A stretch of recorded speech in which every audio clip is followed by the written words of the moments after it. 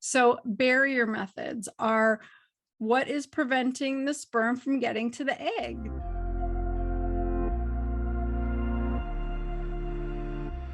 Typically, that's condoms, cervical caps, sponges, spermicides, and IUDs, and diaphragms. So one of my favorite barrier methods is a diaphragm, believe it or not. I was actually given a diaphragm when I was 18 years old after I had my baby in 11th grade. My doctor gave me a diaphragm and said, good luck. And somehow, by the grace of God, I didn't get pregnant again.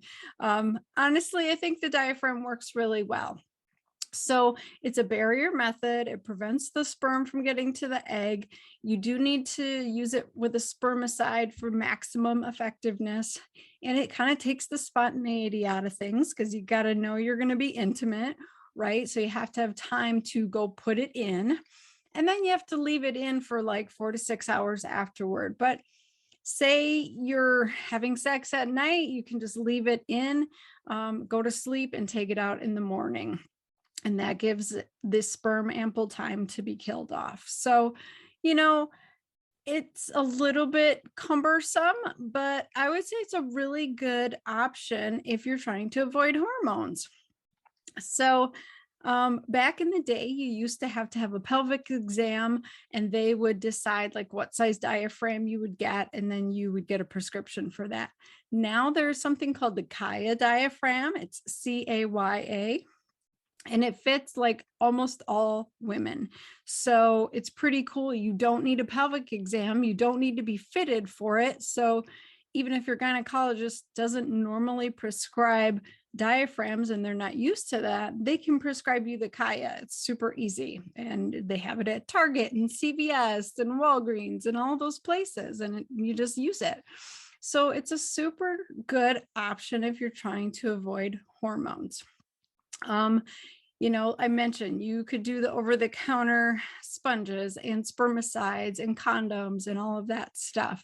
And their effectiveness is very much dependent on the user. And are you using it as instructed or not? And so typically you're protected like 85 to 95% of the time. So it's not the most effective, but it's pretty darn good.